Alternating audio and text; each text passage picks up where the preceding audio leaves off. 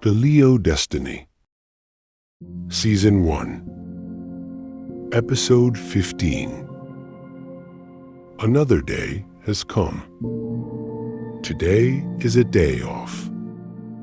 Leo, Brian, and Jocks were all three of them watching the news inside Brian's house until midnight last night. That's why they slept until noon today.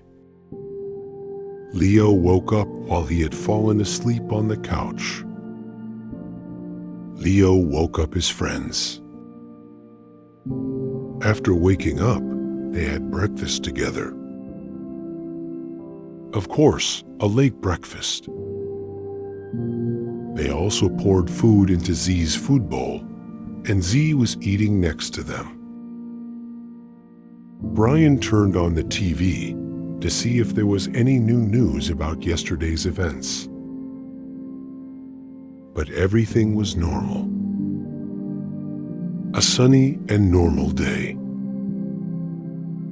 After breakfast, Leo said goodbye to the others and went to his house to practice archery with a slingshot in the backyard. Jocks said to Brian, "What do you think we should go look for a monster truck?" He meant to buy a big car that he was going to buy for himself and work on it with Brian. Brian said, "Great. I miss tuning a car so much." They got into Brian's car, taking Z with them. Brian was driving downtown. He has some friends downtown who buy and sell special and used cars. As they drove, Brian said to Jocks, "The old man really surprised me last night." Jocks said, "Yeah, my dad is also being sent out on secret missions by the military, a lot more than before. I think there's some news." They were slowly reaching the downtown area. The number of criminals in that area of town is relatively high. Most of the people there noticed that there was a stranger in Brian's car. But when they saw Jocks in the car, most of them were afraid of his size. Finally, they reached their destination. A garage with a number of classic American cars in front of it. The sound of the car's sound system was loud. A number of young people were standing around each car. Henry came to the car from the crowd.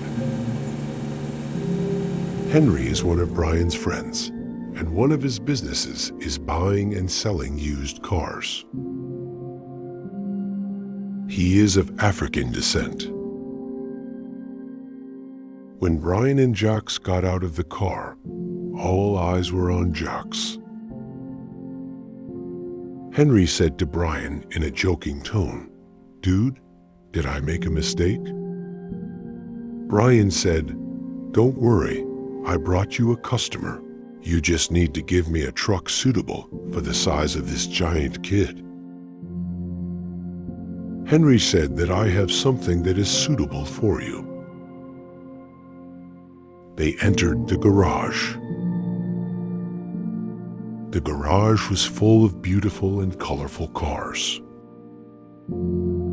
They left the garage through the back door and entered another area, and from there, they went to a basement floor. Henry told them, "We keep our special cars down here." This floor was full of special cars. At the end of this floor was a strange car.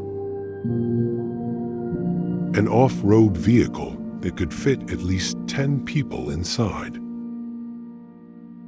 The thick body of this car looked like a bulletproof metal. When they reached this car, Brian said, "This is a strange truck." Jocks walked slowly around the truck and looked at it and said, "This is a military truck with a higher roof. The width of the striker is probably also increased. It also has 3 differentials for these giant off-road wheels. The military color of this striker has also been changed to black, and they have made some changes to its appearance." Henry said while looking at Jocks in surprise, "Exactly. That's why his only problem is not being allowed to move around the city." "But how did you get such a detailed explanation?"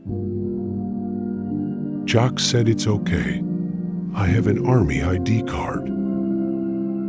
Brian said, "Don't worry, Jocks is in the Army." Jocks said, "I want this truck." Henry said, "The truck is yours now, bro." Jocks bought the truck, and the truck was transported to the first floor via the car elevator. Jocks and Z got into the truck and followed Brian's truck to their garage. Although Brian's truck is very large, it looked small next to this truck. They reached their garage and moved the truck to the backyard of the garage so they could work on it there. They were so happy with their purchase that as soon as they parked it, they started washing it and doing some basic work on it.